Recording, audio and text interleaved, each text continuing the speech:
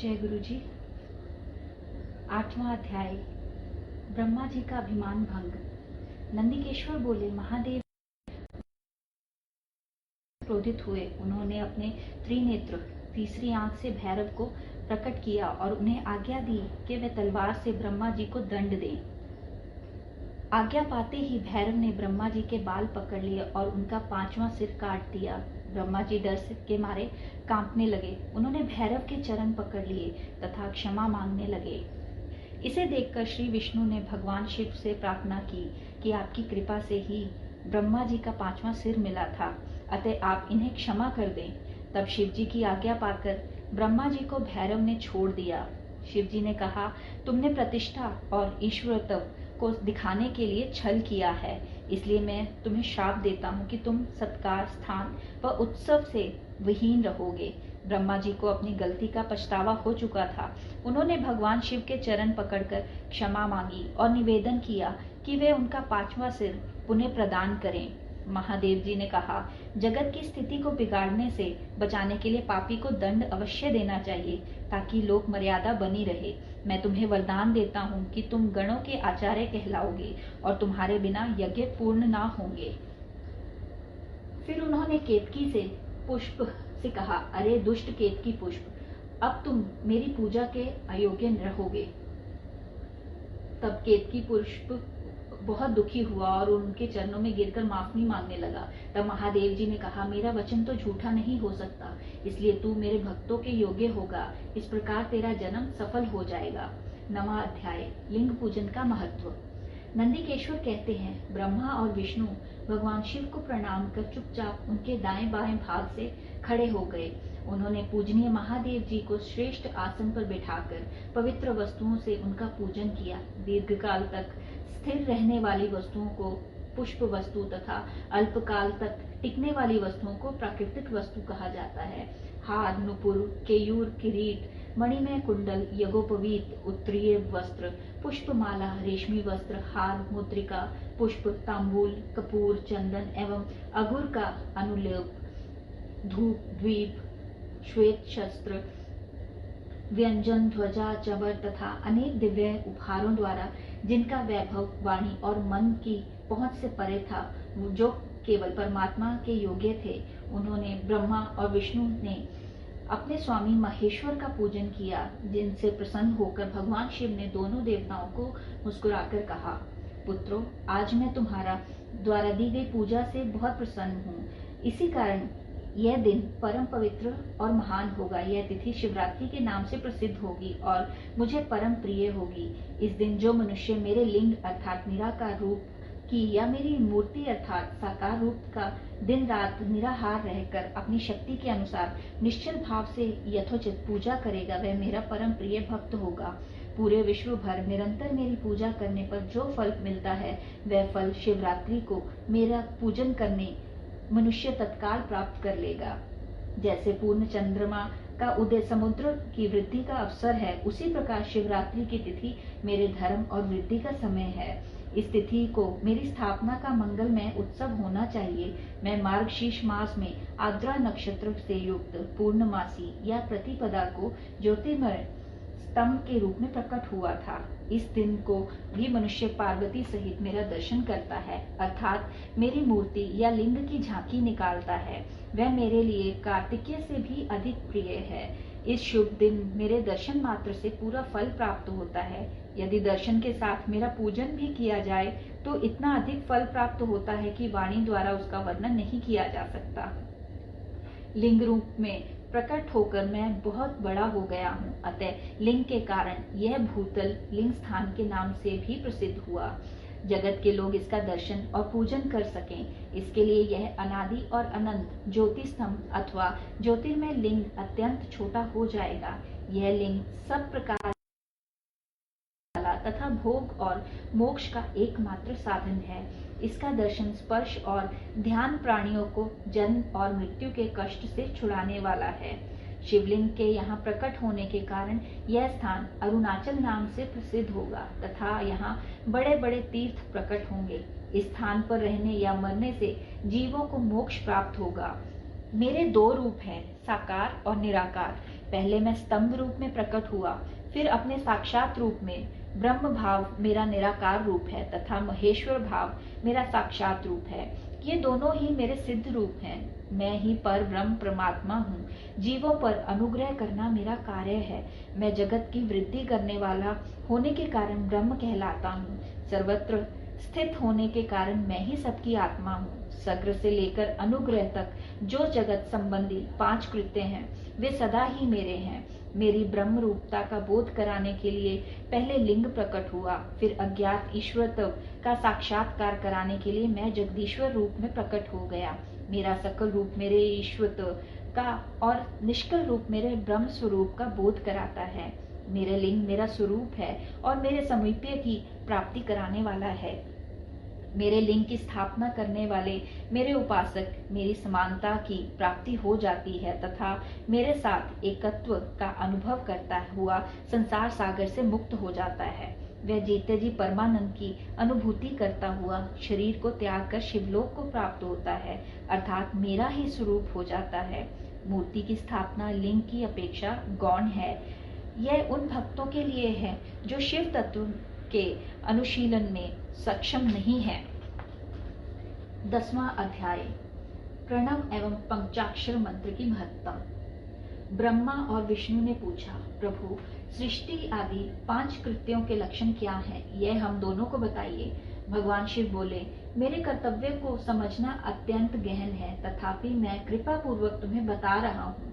सृष्टि, पालन, संहार, तिरोभाव और अनुग्रह मेरे जगत संबंधी 5 कार्य हैं जो नित्य सिद्ध हैं। संसार की रचना का आरंभ सृष्टि कहलाता है। मुझे पालित होकर सृष्टि का सुसंस्कृत रहना उसका पालन है, उसका विनाश ही संहार है। को हैं, इन सब से छुटकारा मिल जाना ही मेरा अनुग्रह अर्थात मोक्ष है। ये मेरे 5 कृत्य हैं। सृष्टि आदि 4 कृत्य संसार का विस्तार करने वाले हैं। 5वां कृत्य मोक्ष का है। मेरे भक्तजन इन 5 कार्यों को 5 भूतों में देखते हैं। सृष्टि धरती पर, स्थिति जल में, संहार अग्नि में, तिरोभाव वायु में और अनुग्रह आकाश में स्थित है। पृथ्वी से सबकी सृष्टि होती है, जल से वृद्धि होती है, आग सबको जला देती से दूसरे स्थान पर ले जाती है और आकाश सबको अनुग्रहित करता है। इन 5 कृत्यों का भार वहन करने के लिए मेरे 5 मुख हैं। 4 दिशाओं में 4 मुख और इनके बीच में 5वां मुख है। पुत्रों, तुम दोनों ने मुझे तपस्या से प्रसन्न कर सृष्टि का पालन 2 कार्य प्राप्त किए हैं। इस प्रकार मेरी विभूति स्वरूप रुद्र और महेश्वर ने संहार और तिरोभाव कार्य मुझसे प्राप्त किए हैं, परंतु मोक्ष मैं स्वयं प्रदान करता हूँ। मैंने पूर्व काल में अपने स्वरूपभूत मंत्र का उपदेश किया है, जो ओंकार रूप में प्रसिद्ध है। यह मंगलकारी मंत्र है। सर्वप्रथम मेरे मुख से ओंकार ओम प्रकट हुआ, जो मेरे स्वरूप का बोध कराता है। इसका स्मरण निरंतर करने से मेरा ही सदा स्मरण होता है। मेरे उत्तरवर्ती मुख से आकार का, पश्चिम मुख से उकार का, दक्षिण मुख से मकार का, पूर्ववर्ती मुख से बिंदु का तथा मध्यवर्ती मुख से नाद का प्रकटीकरण हुआ है। इस प्रकार इन 5 अवयवों से ओंकार का विस्तार हुआ है। इन 5 अवयवों के एकाकार होने पर प्रणव ओम नामक अक्षर उत्पन्न हुआ। जगत में उत्पन्न सभी स्त्री पुरुष इस प्रणव मंत्र में व्याप्त हैं। यह मंत्र शिव शक्ति दोनों के बोधक है। इसी से पंचाक्षर मंत्र ओम नमः शिवाय की उत्पत्ति हुई। यह मेरे साकार रूप का बोधक है। इस पंचाक्षर मंत्र से मातृका वर्ण प्रकट हुए हैं, जो 5 भेद वाले हैं। इसी से शिरो मंत्र सहित त्रिपदा गायत्री का प्राकट्य हुआ है। इस गायत्री के संपूर्ण वेद प्रकट हुआ है और उन वेदों से करोड़ों मंत्र निकले हैं। उन मंत्रों से विभिन्न कार्यों की सिद्धि होती है। इस पंचाक्षर प्रणव मंत्र से सभी मनोरथ पूर्ण। इस मंत्र के भोग और मोक्ष दोनों प्राप्त होते हैं। नंदीकेश्वर कहते हैं, जगदम्बा उमा गौरी पार्वती के साथ बैठे महादेव ने उत्तरवर्ती मुख बैठे ब्रह्मा और विष्णु को पर्दा करने वाले वस्त्र से आच्छादित कर उनके मस्तक पर अपना हाथ रखकर धीरे धीरे उच्चारण कर उन्हें उत्तम मंत्र का उपदेश दिया। 3 बार मंत्र धारण करके भगवान शिव ने उन्हें शिष्यों के रूप में दीक्षा दी। गुरु दक्षिणा के रूप में दोनों ने अपने आप को समर्पित करते हुए दोनों हाथ जोड़कर उनके समीप खड़े हो गए। जगत गुरु भगवान शिव की इस प्रकार स्तुति करने लगे। ब्रह्मा विष्णु बोले, प्रभु आपके साकार और निराकार दो रूप हैं। आप तेज से प्रकाशित हैं, आप सबके स्वामी हैं, आप सर्वात्मा को नमस्कार है। आप प्रणव मंत्र को बताने वाले हैं तथा आप ही प्रणव लिंग वाले हैं। सृष्टि, पालन, संहार, तिरोभाव और अनुग्रह आदि आपके ही कार्य हैं। आपके 5 मुख हैं, आप ही परमेश्वर हैं। आप सबकी आत्मा हैं, ब्रह्म हैं, आपके गुण और शक्तियां अनंत हैं। हम आपको नमस्कार करते हैं। इन पंक्तियों से स्तुति करते हुए गुरु महेश्वर को प्रसन्न कर ब्रह्मा और विष्णु ने उनके चरणों में प्रणाम किया। महेश्वर बोले, आद्रा नक्षत्र में चतुर्दशी को यदि इस प्रणव मंत्र का जप किया जाए तो यह अक्षय फल देने वाला है। सूर्य की संक्रांति में महा आद्रा नक्षत्र में एक बार किया प्रणव जप करोड़ों गुना जप का फल देता है। मृगशिरा नक्षत्र का अंतिम भाग तथा पुनर्वसु का शुरू का भाग पूजा, होम और तर्पण के लिए सदा आद्रा के समान ही है। मेरे लिंग का दर्शन प्रातः काल अर्थात मध्याह्न में से पूर्व काल में करना चाहिए। मेरे दर्शन पूजन के लिए चतुर्दशी तिथि उत्तम है। पूजा करने वालों के लिए मेरी मूर्ति और लिंग दोनों समान है। फिर भी मूर्ति की अपेक्षा लिंग का स्थान ऊंचा है, इसलिए मनुष्यों को शिवलिंग का ही पूजन करना चाहिए। लिंग का ओम मंत्र से और मूर्ति का पंचाक्षर मंत्र से पूजन करना चाहिए। शिवलिंग के समय की स्वयं स्थापना करके या दूसरों से स्थापना करवाकर उत्तम द्रव्यों से पूजा करने से मेरा पद सुलभ होता है। इस प्रकार दोनों शिष्यों का उपदेश देखकर भगवान शिव अंतर्ध्यान हो गए। 11वां अध्याय, शिवलिंग की स्थापना और पूजन विधि का वर्णन। ऋषियों ने पूछा, सूत जी, शिवलिंग की स्थापना कैसे करनी चाहिए और उनकी पूजा कैसे, किस काल में तथा किस द्रव्य द्वारा करनी चाहिए। सूत जी ने कहा, महर्षियों, मैं तुम लोगों के लिए इस विषय का वर्णन करता हूँ। इसे ध्यान से सुनो और समझो।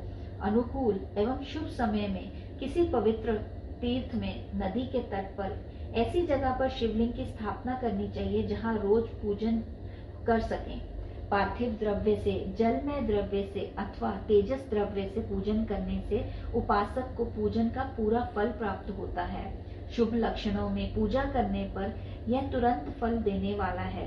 चल प्रतिष्ठा के लिए छोटा शिवलिंग श्रेष्ठ माना जाता है। अचल प्रतिष्ठा हेतु बड़ा शिवलिंग अच्छा रहता है। शिवलिंग की पीठ सहित स्थापना करनी चाहिए। शिवलिंग की पीठ गोल, चौकार, त्रिकोण अथवा खाट के पाए की भांति ऊपर नीचे मोटा और बीच में पतला होना चाहिए। ऐसा लिंग पीठ महान फल देने वाला होता है।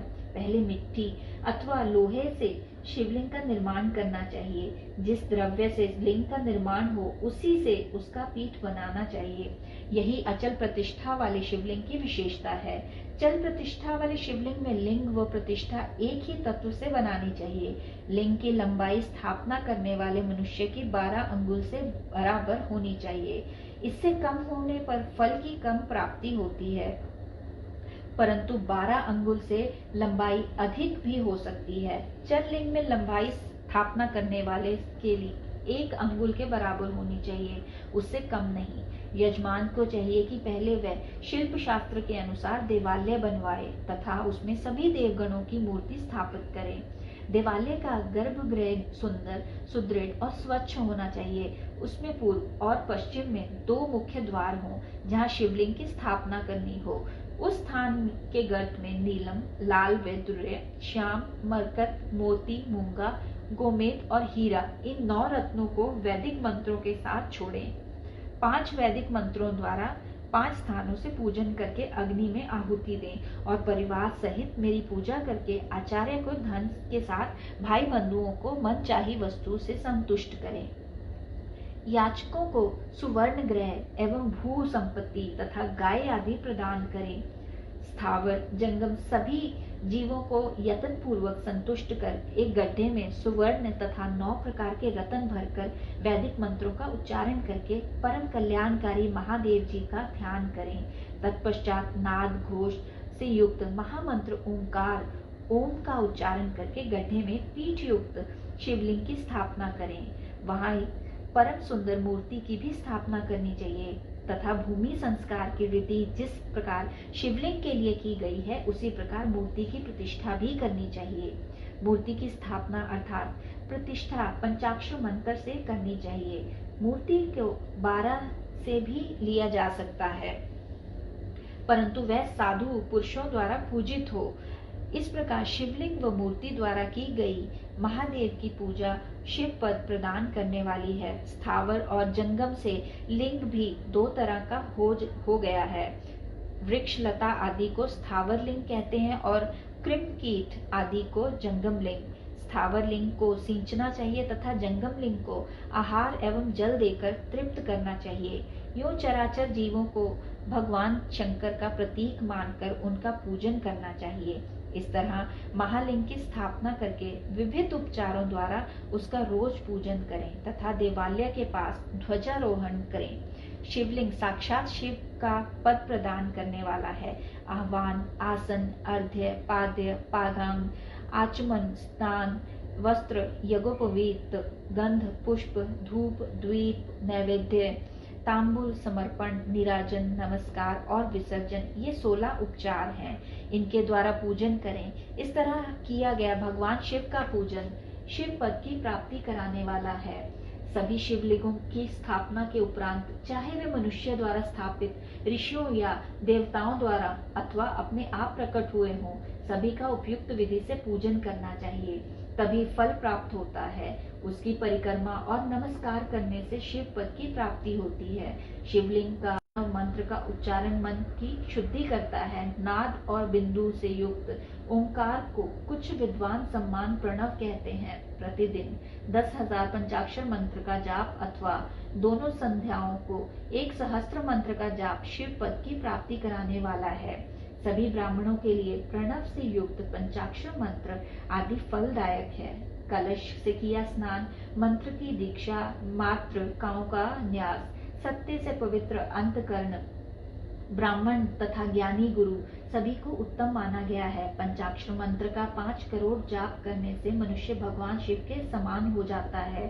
1, 2, 3 अथवा 4 करोड़ जाप करने वाले मनुष्य क्रमशः ब्रह्मा, विष्णु, रुद्र तथा महेश्वर का पद प्राप्त कर लेता है। यदि 1000 दिनों तक प्रतिदिन 1 सहस्त्र जाप पंचाक्षर मंत्रों का किया जाए और प्रतिदिन ब्राह्मण को भोज कराया जाए तो इससे अभीष्ट कार्य की सिद्धि होती है। ब्राह्मण का प्रतिदिन प्रातःकाल 1008 बार गायत्री मंत्र का जाप करना चाहिए, क्योंकि गायत्री मंत्र शिव पद की प्राप्ति कराता है। वेद मंत्रों और वैदिक सूक्तियों का भी नियम से जाप करें। अन्य मंत्रों में जितने अक्षर हैं उनके उतने लाख जाप करें। इस प्रकार यथाशक्ति जाप करने वाला मनुष्य मोक्ष प्राप्त करता है। अपनी पसंद से कराई गई एक मंत्र अपनाकर प्रतिदिन उसका जाप करें अथवा ओम का नित्य 1 सहस्त्र जाप करें। ऐसा करने से संपूर्ण मनोरथों की सिद्धि होती है। जो मनुष्य भगवान शिव के लिए फुलवाड़ी या बगीचे लगाता है तथा शिव मंदिर में झाड़ने बुहारने की सेवा कार्य करता है, ऐसे शिव भक्त को पुण्य क्रम की प्राप्ति होती है। अतः समय में भगवान शिव उसे मोक्ष प्रदान करते हैं। काशी में निवास करने से भी योग और मोक्ष की प्राप्ति होती है। इसलिए आमरण भगवान शिव के क्षेत्र में निवास करना चाहिए। उस क्षेत्र में स्थित बावड़ी, तालाब, कुआं और पोखर को शिवलिंग समझकर वहां स्नान, दान और जाप करके मनुष्य भगवान शिव को प्राप्त कर लेता है। जो मनुष्य शिव के क्षेत्र में अपने किसी मृत संबंधी का दाह दशा, मासिक श्राद्ध अथवा वार्षिक श्राद्ध करता है अथवा अपने पितरों को पिंड देता है, वह तत्काल सभी पापों से मुक्त हो जाता है और अंत में शिव पद प्राप्त करता है। लोक में ऐसे वर्ण के अनुसार आचरण करने व सदाचार का पालन करने से शिव पद की प्राप्ति होती है। निष्काम भाव से किया गया कार्य अभीष्ट फल देने वाला एवं शिव पद प्रदान करने वाला होता है। दिन के प्रातः, मध्याह्न और सायं 3 विभाग होते हैं। इनमें सभी को एक एक प्रकार के कर्म का प्रतिपादन करना चाहिए। प्रातःकाल रोजाना दैनिक शास्त्र कर्म, मध्याह्न सकाम कर्म तथा सायंकाल शांति कर्म के लिए पूजन करना चाहिए। इसी प्रकार रात्रि में 4 पहर होते हैं। उनमें से बीच के 2 पहर निषेध काल कहलाते हैं। इसी काल में पूजा करनी चाहिए, क्योंकि यह पूजा अभीष्ट फल देने वाली है। कलयुग में कर्म द्वारा फल की सिद्धि होगी। इस प्रकार विधि पूर्वक और समयानुसार भगवान शिव का पूजन करने वाले मनुष्य को अपने कर्मों का पूरा फल मिलता है। ऋषियों ने कहा, सूत जी, ऐसे पुण्य क्षेत्र कौन कौन से हैं जिनका आश्रय लेकर सभी स्त्री पुरुष शिव पद को प्राप्त कर लें? कृपा कर हमें बताइए। 12वां अध्याय, मोक्षदायक पुण्य क्षेत्रों का वर्णन। सूत जी बोले, हे विद्वान और बुद्धिमान महर्षियों, मैं मोक्ष देने वाले शिव क्षेत्रों का वर्णन कर रहा हूँ। पर्वत, वन और काननों सहित इस पृथ्वी का विस्तार 50 करोड़ योजन है। भगवान शिव की इच्छा से पृथ्वी ने सभी को धारण किया है। भगवान शिव ने भूतल पर विभिन्न स्थानों पर वहां के प्राणियों को मोक्ष देने के लिए शिव क्षेत्र का निर्माण किया है। कुछ क्षेत्रों को देवताओं और ऋषियों ने अपना निवास स्थान बनाया है, इसलिए उसमें तीर्थ प्रकट हो गया है। बहुत से ऐसे तीर्थ हैं जो स्वयं प्रकट हुए हैं। तीर्थ क्षेत्र में जाने पर मनुष्य को सदा स्नान, दान और जाप करना चाहिए, अन्यथा मनुष्य रोग, गरीबी तथा मूर्खता आदि दोषों का भागी हो जाता है। जो मनुष्य अपने देश में मृत्यु को प्राप्त होता है, वह इस पुण्य फल से दोबारा मनुष्य योनि प्राप्त करता है, परंतु पापी मनुष्य दुर्गति को ही प्राप्त करता है। हे ब्राह्मणों, पुण्य क्षेत्र में किया गया पाप कर्म अधिक दृढ़ हो जाता है, अतः पुण्य क्षेत्र में निवास करते समय पाप कर्म से बचना चाहिए। सिंधु और सतलुज नदी के तट पर बहुत से पुण्य क्षेत्र हैं। सरस्वती नदी परम पवित्र और 60 मुख वाली है, अर्थात उनकी 60 धाराएं हैं। इन धाराओं के तट पर निवास करने से परम पद की प्राप्ति होती है। हिमालय से निकली हुई पुण्य सलिला गंगा 100 मुख वाली नदी है। इसके तट पर काशी, प्रयाग आदि पुण्य क्षेत्र हैं। मकर राशि में सूर्य होने पर गंगा की तटभूमि अधिक प्रशस्त एवं पुण्यदायक हो जाती है। सोनप्रद नदी की 10 धाराएं हैं। बृहस्पति के मकर राशि में आने पर यह अत्यंत पवित्र तथा अभीष्ट फल देने वाली है। इस समय पर यहाँ स्नान और उपवास करने से विनायक पद की प्राप्ति होती है। पुण्य सलिला महानदी नर्मदा के 24 मुख हैं। इसमें स्नान करके तट पर निवास करने से मनुष्य को वैष्णव पद की प्राप्ति होती है। तमसा के 12 तथा रेवा के 10 मुख हैं। परम पुण्यमयी गोदावरी के 21 मुख हैं। यह ब्रह्म हत्या तथा गोवध पाप का नाश करने वाली एवं रुद्र लोक देने वाली है। कृष्णवेणी नदी समस्त पापों का नाश करने वाली है। इसके 18 मुख हैं तथा यह विष्णु लोक प्रदान करने वाली है। तुंगभद्रा 10 मुखी है एवं ब्रह्मलोक देने वाली है। सुवर्ण मुखरी के 9 मुख हैं। ब्रह्मलोक से लौटे जीव इसी नदी के तट पर जन्म लेते हैं। सरस्वती नदी, पंपा सरोवर, कन्याकुमारी, अंतरीप तथा शुभ कारक श्वेत नदी सभी पुण्य क्षेत्र हैं। इनके तट पर निवास करने से इंद्रलोक की प्राप्ति होती है। महानदी कावेरी परम पुण्यमयी है। इसके 27 मुख हैं। यह संपूर्ण अभीष्ट वस्तुओं को देने वाली है। इसके तट पर ब्रह्मा विष्णु का पद देने वाले हैं। कावेरी के जो तट शैव क्षेत्र से अंतर्गत हैं, वे अभीष्ट फल तथा शिवलोक प्रदान करने वाले हैं। नौमिषारण्य तथा बद्रिकाश्रम में सूर्य और बृहस्पति के मेष राशि में आने पर स्नान और पूजन करने से ब्रह्मलोक की प्राप्ति होती है। सिंह और कर्क राशि में सूर्य की संक्रांति होने पर सिंधु नदी में किया स्नान तथा केदार तीर्थ के जल का पान एवं स्नान ज्ञानदायक माना जाता है। बृहस्पति के सिंह राशि में स्थित होने पर भाद्र मास में गोदावरी के जल में स्नान करने से शिवलोक की प्राप्ति होती है। ऐसा स्वयं भगवान शिव ने कहा था।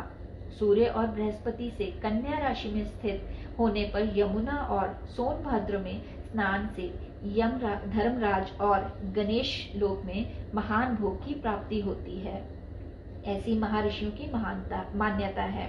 सूर्य और बृहस्पति के तुला राशि में होने पर कावेरी नदी में स्नान करने से भगवान विष्णु के वचन की महिमा से अभीष्ट फल की प्राप्ति होती है। मार्गशीर्ष माह में सूर्य और बृहस्पति के वृश्चिक राशि पर नर्मदा में स्नान करने से विष्णु पद की प्राप्ति होती है। सूर्य और बृहस्पति के धनु राशि में होने पर सुवर्ण मुखरी नदी में किया स्नान शिवलोक प्रदान करने वाला है। मकर राशि में सूर्य और बृहस्पति के माघ मास में होने पर गंगा जी में किया गया स्नान शिवलोक प्रदान करने वाला है। शिवलोक के पश्चात ब्रह्मा और विष्णु के स्थानों में सुख भोग कर अंत में मनुष्य को ज्ञान की प्राप्ति होती है। माघ मास में सूर्य के कुंभ राशि में होने पर फाल्गुन मास में गंगा तट पर किया श्राद्ध, पिंडदान अथवा तिलोदक दान पिता और नाना दोनों कुलों के पितरों की अनेकों पीढ़ियों का उद्धार करने वाला है। गंगा व कावेरी नदी का आश्रय लेकर तीर्थवास करने से पाप का नाश हो जाता है। ताम्रपर्णी और वेगवती नदियां ब्रह्मलोक की प्राप्ति रूप फल देने वाली हैं। इनके तट पर स्वर्गदायक क्षेत्र है। इन नदियों के मध्य में बहुत से पुण्य क्षेत्र हैं। यहाँ निवास करने वाला मनुष्य अभीष्ट फल का भागी होता है। सदाचार, उत्तम रीति तथा सद्भावना के साथ मन में दया भाव रखते हुए विद्वान पुरुष को तीर्थ में निवास करना चाहिए। नहीं मिलता। पुण्य क्षेत्र में जीवन बिताने का निश्चय करने पर तथा वास करने पर पहले का सारा पाप तत्काल नष्ट हो जाएगा, क्योंकि पुण्य को ऐश्वर्यदायक कहा जाता है। हे ब्राह्मणों, तीर्थ में वास करने पर उत्पन्न पुण्य कायिक, वाचिक और मानसिक सभी पापों का नाश कर देता है। तीर्थ में किया मानसिक पाप कई विकल्पों तक पीछा नहीं छोड़ता। यह केवल ध्यान से ही नष्ट होता है। वाचिक पाप जाप के तथा कायिक पाप शरीर को सुखाने जैसे कठोर तप से नष्ट होता है। अतः सुख चाहने वाले पुरुष को देवताओं की पूजा करते हुए और ब्राह्मणों को दान देते हुए पाप से बचकर ही तीर्थ में निवास करना चाहिए। 13वां अध्याय सदाचार, संध्या वंदन, प्रणव, गायत्री जाप एवं अग्निहोत्र की विधि तथा महिमा। ऋषियों ने कहा, सूत जी, आप हमें वह सदाचार सुनाइए जिससे विद्वान पुरुष पुण्य लोकों पर विजय पाता है। स्वर्ग प्रदान करने वाले धर्ममय तथा नरक का कष्ट देने वाले अधर्ममय आचारों का वर्णन कीजिए। सूत जी बोले, सदाचार का पालन करने वाला मनुष्य ही ब्राह्मण कहलाने का अधिकारी है।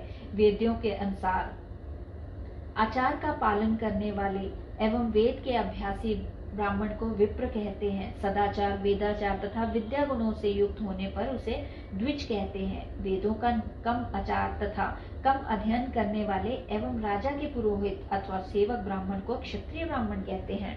जो ब्राह्मण कृषि या वाणिज्य कर्म करने वाला है तथा ब्राह्मणोचित आचार का भी पालन करता है, वह वैश्य ब्राह्मण है तथा स्वयं खेत जोतने वाला शूद्र ब्राह्मण कहलाता है। जो दूसरों को दोष देखने वाला तथा परद्रोही है, उसे चंडाल द्विज कहते हैं। क्षत्रियों में जो पृथ्वी का पालन करता है वह राजा है तथा अन्य मनुष्य राजत्वहीन क्षत्रिय माने जाते हैं। जो धान्य आदि वस्तुओं का क्रय विक्रय करता है वह वैश्य कहलाता है। दूसरों को वणिक कहते हैं। जो ब्राह्मणों, क्षत्रियों और वैश्यों की सेवा में लगा रहता है वह शूद्र कहलाता है। जो शूद्र हल जोतता है उसे वृषल समझना चाहिए। इन सभी वर्णों से मनुष्य को चाहिए कि वे ब्रह्म मुहूर्त में उठकर पूर्व की ओर मुख करके देवताओं का, धर्म का, अर्थ का, उनकी प्राप्ति के लिए उठाए जाने वाले कलेशों का तथा आय और व्यय का चिंतन करें। रात के अंतिम पहर के मध्य भाग में मनुष्य को उठकर मल मूत्र त्याग करना चाहिए। घर के बाहर शरीर को ढककर जाकर उत्तराभिमुख होकर मल मूत्र का त्याग करें। जल, अग्नि, ब्राह्मण तथा देवताओं को स्थान बचाकर बैठें। उठने पर उस ओर ना देखें। हाथ पैरों की शुद्धि करके 8 बार कुल्ला करें। किसी वृक्ष के पत्ते से दातुन करें। दातुन करते समय तर्जनी उंगली का उपयोग नहीं करें। तदंतर जल संबंधी देवताओं को नमस्कार कर मंत्र पाठ करते हुए जलाशय में स्नान करें। यदि कंठ तक या कमर तक पानी में खड़े होने की शक्ति ना हो तो घुटनों तक जल में खड़े होकर ऊपर जल छिड़क कर मंत्रोच्चारण करते हुए स्नान का तर्पण करें। इसके उपरांत वस्त्र धारण कर उत्तरीय भी धारण करें। नदी अथवा तीर्थ में स्नान करने पर उतारे हुए वस्त्र वहां ना धोएं। उसे किसी कुएं, पावड़ी अथवा घर ले जाकर धोएं। कपड़ों को निचोड़ने से जो जल गिरता है वह एक श्रेणी के पितरों की तृप्ति के लिए होता है। इसके बाद जबाली उपनिषद में बताए गए मंत्र से भस्म लेकर लगाएं। इस विधि का पालन करने से पूर्व यदि भस्म गिर जाए तो गिराने वाला मनुष्य नरक में जाता है। आपोहिष्टा मंत्र से पाप शांति के लिए सिर पर जल छिड़ककर यस्य क्षया मंत्र पढ़कर पैर पर जल छिड़कें। आपोहिष्टा में 3 ऋचाएं हैं। पहली ऋचा का पाठ कर पैर, मस्तक और हृदय में जल छिड़कें। दूसरी ऋचा का पाठ कर मस्तक, हृदय और पैर पर जल छिड़कें। तीसरी ऋचा पैर पर जल छिड़कें। इस प्रकार से स्नान को मंत्र स्नान कहते हैं। इसी अपवित्र वस्तु से स्पर्श हो जाने पर, स्वास्थ्य ठीक न रहने पर, यात्रा में या जल उपलब्ध न होने की दशा में मंत्र स्नान करना चाहिए। प्रातः काल की संध्योपासना में गायत्री मंत्र का जाप करके 3 बार सूर्य को अर्घ्य दें। मध्याह्न में गायत्री मंत्र का उच्चारण कर सूर्य को एक अर्घ्य देना चाहिए। सायंकाल में पश्चिम की ओर मुख करके पृथ्वी पर ही सूर्य को अर्घ्य दें। सायंकाल में सूर्यास्त से 2 घड़ी पहले की गई संध्या का कोई महत्व नहीं होता। ठीक समय पर ही संध्या करनी चाहिए। यदि संध्योपासना किए बिना एक दिन बीत जाए और उसके प्रायश्चित हेतु अगली संध्या के समय 100 गायत्री मंत्र का जाप करें। 10 दिन छूटने पर 1 लाख तथा 1 माह छूटने पर अपना उपनयन संस्कार कराएं। अर्थ सिद्धि के लिए ईश, गौरी, कार्तिकेय, विष्णु, ब्रह्मा, चंद्रमा और यम व अन्य देवताओं का शुद्ध जल से तर्पण करें। तीर्थ के दक्षिण में, मंत्रालय में, देवालय में अथवा घर में आसन पर बैठकर अपनी बुद्धि को स्थिर कर देवताओं को नमस्कार कर प्रणव मंत्र का जाप करने से के पश्चात गायत्री मंत्र का जाप करें। प्रणव के अ, ओ और म तीनों अक्षरों को में जीव और ब्रह्मा की एकता का प्रतिपादन होता है। अतः प्रणव मंत्र का जप करते समय मन में यह भावना होनी चाहिए कि हम तीनों लोकों की सृष्टि करने वाले ब्रह्मा, पालन करने वाले विष्णु तथा संहार करने वाले रुद्र की उपासना कर रहे हैं। यह ब्रह्म स्वरूप ओंकार हमारी कामेंद्रियों, ज्ञानेंद्रियों, मन की वृत्तियों तथा बुद्धि वृत्तियों को सदा भोग और मोक्ष प्रदान करने वाले धर्म एवं ज्ञान की ओर प्रेरित करें। जो मनुष्य प्रणव मंत्र के अर्थ तथा चिंतन करते हुए इसका जाप करते हैं वे निश्चय ही ब्रह्मा को प्राप्त करते हैं, तथा जो मनुष्य बिना अर्थ जाने प्रणव मंत्र का जप करते हैं उनको ब्राह्मणत्व की पूर्ति होती है। इस हेतु श्रेष्ठ ब्राह्मण को प्रतिदिन प्रातः काल 1000 गायत्री मंत्र का जाप करना चाहिए। मध्याह्न में 100 बार तथा सायं 28 बार जाप करें। अन्य वर्णों के मनुष्यों को सामर्थ्य के अनुसार जाप करना चाहिए। हमारे शरीर के भीतर मूलाधार, स्वाधिष्ठान, मणिपुर, अनाहत, आज्ञा और सहस्त्रार नामक 6 चक्र हैं। इन चक्रों में क्रमशः विदेश्वर, ब्रह्मा, विष्णु, ईश, जीवात्मा और परमेश्वर स्थित हैं। सद्भावना पूर्वक श्वास के साथ समूह का जाप करें। 1000 बार किया गया जाप ब्रह्मलोक प्रदान करता है। 100 बार किए जाप से इंद्र पद की प्राप्ति होती है। आत्मरक्षा के लिए जो मनुष्य अल्प मात्रा में इसका जाप करता है वह ब्राह्मण कुल में जन्म लेता है। 12 लाख गायत्री का जाप करने वाला मनुष्य ब्राह्मण कहा जाता है। जिस ब्राह्मण ने 1 लाख गायत्री मंत्र का जप न किया हो उसे वैदिक कार्यों में ना लगाएं।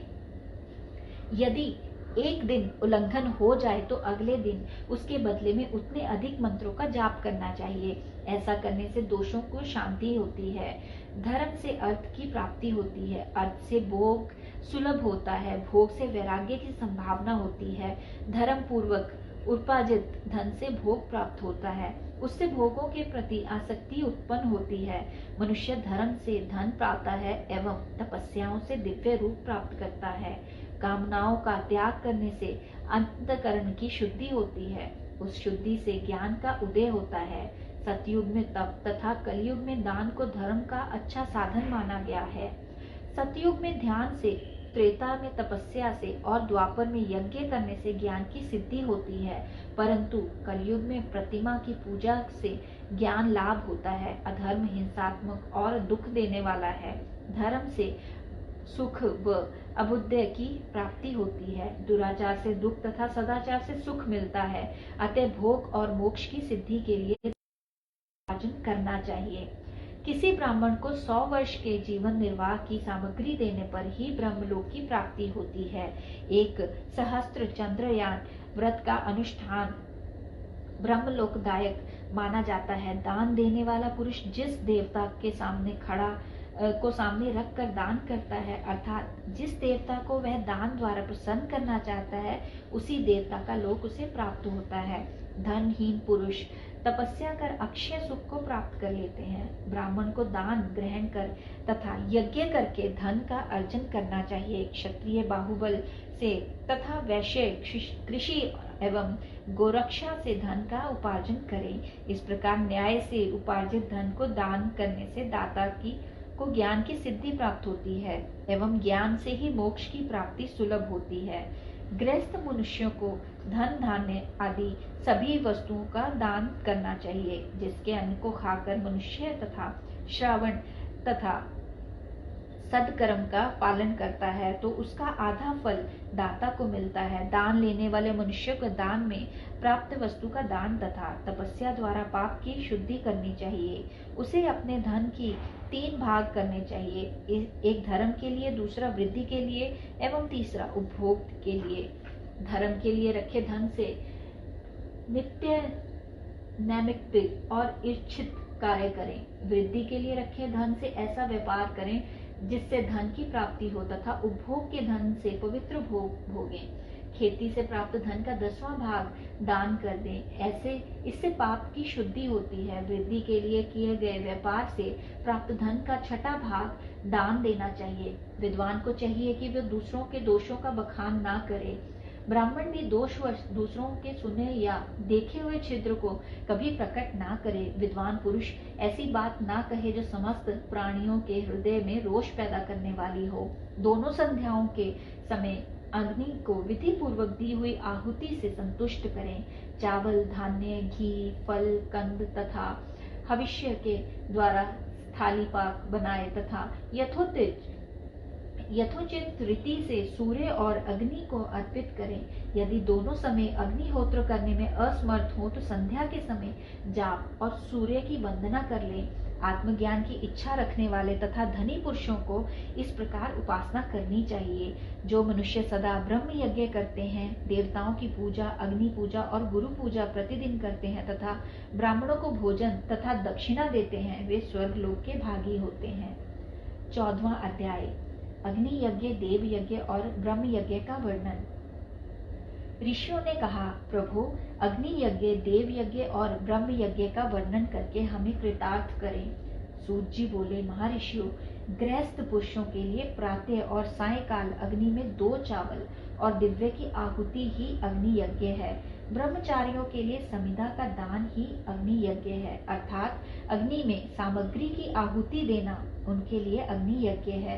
द्विजों का जब तक विवाह ना हो जाए उनके लिए अग्नि में समिधा की आहुति, व्रत तथा जाप करना ही अग्नि यज्ञ है। द्विजों जिसने अग्नि को विसर्जित कर उसे अपनी आत्मा में स्थापित कर लिया है, ऐसे वानप्रस्थियों और सन्यासियों के लिए यही अग्नि यज्ञ है कि वे समय पर हितकर और पवित्र अन्न का भोजन कर लें। ब्राह्मणों, सायकाल अग्नि के लिए दी आहुति से संपत्ति की प्राप्ति होती है तथा प्रातःकाल सूर्य देव को दी आहुति से आयु की वृद्धि होती है। दिन में अग्निदेव सूर्य में ही प्रविष्ट हो जाते हैं, अतः प्रातःकाल सूर्य को ही आहुति अग्नि यज्ञ के समान ही होती है। इंद्र आदि समस्त देवताओं को प्राप्त करने के उद्देश्य से जो आहुति अग्नि में दी जाती है वह देव यज्ञ कहलाती है। लौकिक अग्नि में प्रतिष्ठित जो संस्कार निमित्तक हवन कर्म है वह देव यज्ञ है। देवताओं को प्रसन्न करने के लिए किया गया यज्ञ वेदों के नित्य अध्ययन और स्वाध्याय को ब्रह्म यज्ञ कहते हैं। मनुष्य को देवताओं की तृप्ति के लिए प्रतिदिन ब्रह्म यज्ञ करना चाहिए।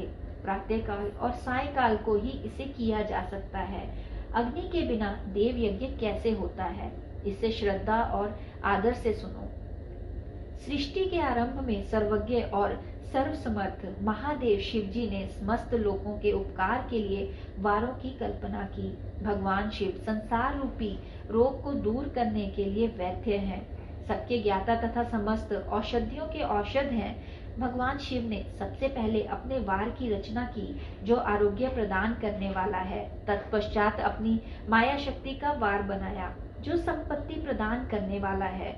जन्म काल में दुर्गति ग्रस्त बालक की रक्षा के लिए कुमार के वार की कल्पना की। आलस्य और पाप की निवृत्ति तथा समस्त लोगों का हित करने की इच्छा से लोकर रक्षक भगवान विष्णु का वार बनाया। इसके बाद शिवजी ने पुष्टि की और रक्षा के लिए आयुकर्ता त्रिलोक सृष्टा परम श्रेष्ठी ब्रह्मा का आयुष्कारक वार बनाया। तीनों लोगों की वृद्धि के लिए पहले पुण्य पाप की रचना होने पर लोगों को शुभाशुभ फल देने वाले इंद्र और यम के वारों का निर्माण किया। ये वार भोग देने वाले तथा मृत्यु भय को दूर करने वाले हैं। इसके उपरांत भगवान शिव ने 7 ग्रहों को इन वारों का स्वामी निश्चित किया। ये सभी ग्रह नक्षत्र ज्योतिर्मय मंडल में प्रतिष्ठित हैं। शिव के वार के स्वामी सूर्य हैं। शक्ति संबंधी वार के स्वामी सोम, कुमार संबंधी वार के अधिपति मंगल, विष्णु वार के स्वामी बुध, ब्रह्मा जी के वार के स्वामी बृहस्पति, इंद्र वार के स्वामी शुक्र व यम वार के स्वामी शनि हैं। अपने अपने वार में की गई देवताओं की पूजा उनके फल को देने वाली है। सूर्य आरोग्य और चंद्रमा संपत्ति के दाता है। बुध व्याधियों के निवारक तथा बुद्धि प्रदाता है। बृहस्पति आयु की वृद्धि करते हैं। शुक्र भोग देते हैं और शनि मृत्यु का निवारण करते हैं। इन 7 वारों के फल उनके देवताओं के पूजन से प्राप्त होते हैं। अन्य देवताओं की पूजा का फल भी भगवान शिव ही देते हैं। देवताओं की प्रसन्नता के लिए पूजा की 5 पद्धतियां हैं। पहले उन देवताओं के मंत्र का जाप, दूसरा होम, तीसरा दान, चौथा तप तथा 5वां वेदी पर प्रतिमा में गति अथवा ब्राह्मण के शरीर में विशिष्ट देवता की भावना करके 16 उपचारों से पूजा तथा आराधना करना। दोनों नेत्रों तथा मस्तक के रोग में और कुष्ठ रोग की शांति के लिए भगवान सूर्य की पूजा करके ब्राह्मणों को भोजन कराएं। इससे यदि प्रबल प्रारब्ध का निर्माण हो जाए तो जरा एवं रोगों का नाश हो जाता है। इष्ट देव के नाम मंत्रों का जाप वार के अनुसार फल देते हैं। रविवार को सूर्य देव व अन्य देवताओं के लिए तथा अन्य ब्राह्मणों के लिए विशिष्ट वस्तु अर्पित करें। यह साधन विशिष्ट फल देने वाला होता है तथा इसके द्वारा पापों की शांति होती है। सोमवार को संपत्ति व लक्ष्मी की प्राप्ति के लिए लक्ष्मी की पूजा करें तथा पत्नी के साथ ब्राह्मणों को घी में पका अन्न भोजन कराएं। मंगलवार को रोगों की शांति के लिए काली की पूजा करें। उड़द, मूंग एवं अरहर की दाल से युक्त अन्न का भोजन ब्राह्मणों को कराएं। बुधवार को दधि युक्त अन्न से भगवान विष्णु का पूजन करें। ऐसा करने से पुत्र मित्र की प्राप्ति होती है। जो दीर्घायु होने की इच्छा रखते हैं वे बृहस्पतिवार को देवताओं का वस्त्र, यज्ञोपवीत तथा घी मिश्रित खीर से पूजन करें। भोगों की प्राप्ति के लिए शुक्रवार को एकाग्रचित्त होकर देवताओं का पूजन करें तथा ब्राह्मणों की तृप्ति के लिए क्षणरस युक्त अन्न दें। स्त्रियों की प्रसन्नता के लिए सुंदर वस्त्र का विधान करें। शनिवार अपमृत्यु का निर्वाण करने वाला इस दिन रुद्र की पूजा करें। तिल के होम व दान से देवताओं को संतुष्ट करके ब्राह्मण भोजन कराएं। इस तरह से देवताओं की पूजा करने से आरोग्य एवं उत्तम फल की प्राप्ति होती है। देवताओं के नित्य विशेष पूजन, स्नान, दान, जाप, होम तथा ब्राह्मण तर्पण एवं रवि आदि वारों में विशेष तिथि और नक्षत्रों का योग प्राप्त होने पर विभिन्न देवताओं के पूजन में जगदीश्वर भगवान शिव ही उन देवताओं के रूप में पूजित होकर सब लोगों को आरोग्य फल प्रदान करते हैं। देश, काल, पात्र, द्रव्य, श्रद्धा एवं लोक के अनुसार उनका ध्यान रखते हुए महादेव जी आराधना करने वालों को आरोग्य आदि फल देते हैं। मंगल कार्यों के आरंभ में और अशुभ कार्यों के अंत में तथा जन्म नक्षत्रों के आने पर गृहस्थ पुरुष अपने घर में आरोग्य की समृद्धि के लिए सूर्य ग्रह का पूजन करें। इससे सिद्ध होता है कि देवताओं का पूजन संपूर्ण अभीष्ट वस्तुओं को देने वाला है। पूजन वैदिक मंत्रों के अनुसार ही होना चाहिए। शुभ फल की इच्छा रखने वाले मनुष्यों को 7 दिनों अपनी शक्ति के अनुसार देव पूजन करना चाहिए।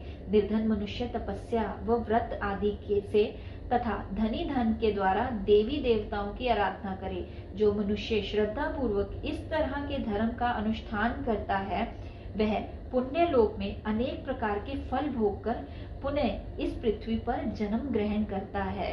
धनवान पुरुष सदा भोग सिद्धि के लिए मार्ग में वृक्ष लगाकर लोगों के लिए छाया की व्यवस्था करते हैं और उनके लिए कुएं बावली बनवाकर पानी की व्यवस्था करते हैं। वेद शास्त्रों की प्रतिष्ठा के लिए पाठशाला का निर्माण या अन्य किसी भी प्रकार से धर्म का संग्रह करते हैं और स्वर्ग लोक को प्राप्त करते हैं। समयानुसार पुण्य कर्मों से परिपाक से अंतकरण शुद्ध होने पर ज्ञान की सिद्धि होती है। द्विजों, इस अध्याय को जो सुनता अथवा पढ़ता अथवा सुनने की व्यवस्था करता है उसे देव यज्ञ का फल प्राप्त होता है। 15वां अध्याय देश काल पात्र और दीन का विचार। ऋषियों ने कहा, समस्त पदार्थों के ज्ञाताओं में श्रेष्ठ सूत जी हमसे देश काल और दान का वर्णन करें। देश का वर्णन सूत जी बोले, अपने घर में किया देव यज्ञ शुद्ध ग्रह के फल को प्राप्त देने वाला है।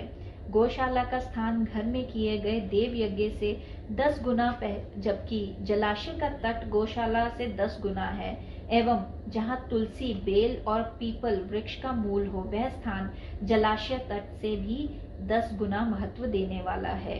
देवालय उससे भी अधिक महत्व रखता है। देवालय से 10 गुना महत्व रखता है तीर्थ भूमि का तट, उससे भी श्रेष्ठ है नदी का किनारा तथा उसका 10 गुना उत्कृष्ट है तीर्थ नदी का तट। इससे भी अधिक महत्व रखने वाला है सप्त गंगा का तट, जिसमें गंगा, गोदावरी, कावेरी, ताम्रपर्णी, सिंधु, सरयू और रेवा नदियां आती हैं। इससे भी 10 गुना अधिक फल समुद्र का तट और उससे भी 10 गुना अधिक फल पर्वत चोटी पर पूजा करने से होता है। और सबसे अधिक महत्व का स्थान वह होता है जहाँ मन रम जाए। काल का वर्णन। सतयुग में यज्ञ, दान आदि में संपूर्ण फलों की प्राप्ति होती है। त्रेता में तिहाई, द्वापर में आधा, कलयुग में इससे भी कम फल प्राप्त होता है, परंतु शुद्ध हृदय से किया गया पूजन फल देने वाला होता है। इससे 10 गुना फल सूर्य संक्रांति के दिन, उसके 10 गुना फल अधिक तुला और मेष और संक्रांति में तथा चंद्र ग्रहण में उससे भी 10 गुना फल मिलता है। सूर्य ग्रहण में उससे भी 10 गुना अधिक फल प्राप्त होता है। महापुरुषों के साथ में वह काल करोड़ों सूर्य ग्रहण के समान पावन है, ऐसा ज्ञानी पुरुष मानते हैं। पात्र वर्णन। तपोनिष्ठ योगी और ज्ञाननिष्ठ योगी पूजा के पात्र होते हैं, क्योंकि ये पापों के नाश का कारण होते हैं। जिस ब्राह्मण ने 24 लाख गायत्री का जाप कर लिया हो वह भी पूजा का पात्र है। वह संपूर्ण काल और भोग का दाता है। गायत्री के जाप से शुद्ध हुआ ब्राह्मण परम पवित्र है, इसलिए दान, जाप, होम और पूजा सभी कर्मों के लिए वही शुद्ध पात्र है। स्त्री या पुरुष जो भी भूखा हो वही अन्न दान का पात्र है। जिसे जिस वस्तु की इच्छा हो उसे वह वस्तु बिना मांगे ही दे दी जाए। जो दाता को उस दान का पूरा फल प्राप्त होता है, याचना करने के बाद दिया गया दान आधा ही फल देता है। सेवक को दिया दान चौथाई फल देने वाला है। दीन ब्राह्मण को दिए जाने वाला धन का दान दाता इस भूतल पर 10 वर्षों तक भोग प्रदान करने वाला होता है। वेद वेत्ता को दान देने पर वह स्वर्ग लोक में देवताओं के वर्ष से 10 वर्षों तक दिव्य भोग देने वाला है। गुरु दक्षिणा में प्राप्त धन शुद्ध द्रव्य कहलाता है। इसका दान संपूर्ण फल देने वाला है। क्षत्रियों का शौर्य से कमाया हुआ, वैश्यों का व्यापार से आया हुआ तथा शूद्रों का सेवा वृत्ति से प्राप्त किया धन उत्तम द्रव्य है। दान का वर्णन। गौ, भूमि, तिल, सुवर्ण, घी, वस्त्र, धान्य, गुड़, चांदी, नमक, कोड़ा और कन्या नामक 12 वस्तुओं का दान करना चाहिए। गोदान से सभी पापों का निवारण होता है और पुण्य कर्मों की पुष्टि होती है।